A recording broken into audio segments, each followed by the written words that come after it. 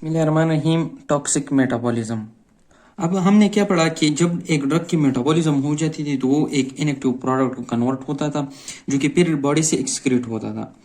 लेकिन ऐसा भी नहीं है। सम ड्रग्स जो होते हैं वो एक्टिव मेटाबोलाइट्स को प्रोड्यूस करते हैं। उसकी मेटाबोलाइट्स क्या करते हैं, वो डिफरेंट एक्शंस परफॉर्म करते हैं और वो एक्शंस जो वो टॉक्सिक भी हो सकती है, जिसकी वजह से ड्रग की टॉक्सिसिटी होती है। इसी वजह से इस तरह के मेटाबॉलिज्म को कहते हैं टॉक्सिक मेटाबॉलिज्म। ये जो है ये सेल इंजरी और सेल डेथ काज कर सकती है। फिर इन्होंने एग्जांपल दिया है एसिटामिनोफेन की।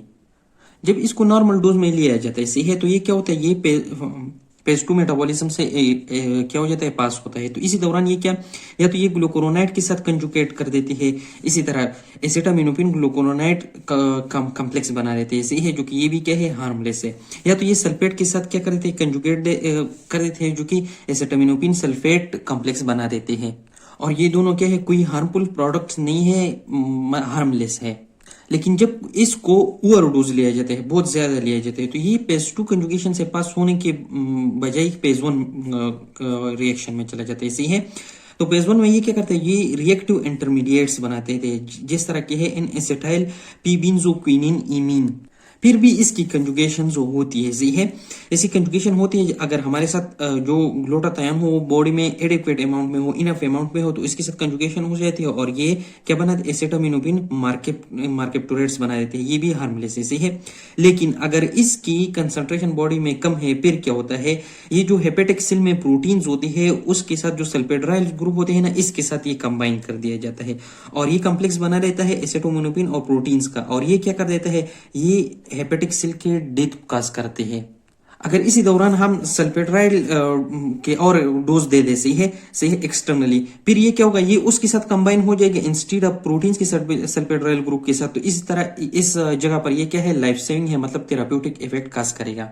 लेकिन जब लिवर डिजीज होती है तो क्या होता है, डिफिशियंसी होती है कुछ चीजों की बॉडी में, ग्लूकोरोनाइड की डिफिशियंसी होती है, तो यहाँ पर ये कंजुगेशन नहीं होगा और ये जो हार्मलेस प्रोडक्ट है ये नहीं बनेगा।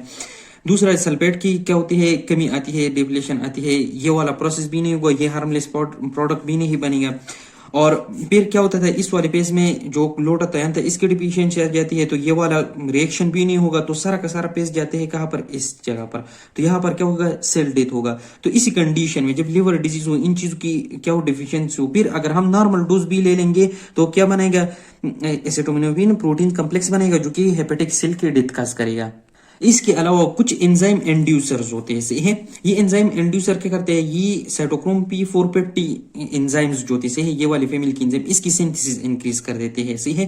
तो ये क्या करते हैं, ये पेज वन मेटाबॉलिज्म को प्रोमोट करते हैं instead of phase two metabolism. तो ये भी लीड करते हैं इस वाले प्रोडक्ट को। इसी वजह से भी क्या होगा, टॉक्सिसिटी काज होगा। और यहाँ से भी पता चल गया कि जब लिवर डिजीज होते हैं तो ये जो पेशेंट है उसकी ससेप्टिबिलिटी जो है वो ज्यादा कर देती है इन प्रोडक्ट्स के लिए, जो कि क्या है, हार्मफुल है।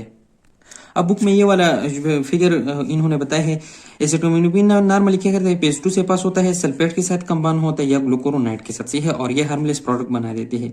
लेकिन जब कोई एंजाइम इंड्यूसर हो P450 सिस्टम का, सही है, वो हो या क्या हो, दूसरी बात जो थी एसिटामिनोफेन की ओवरडोज हो, फिर ये पेज वन से पास होगा, ये रिएक्टिव मेटाबोलाइट्स बनेगा जो कि इलेक्ट्रोफिलिक था। कौन सा चीज था, इन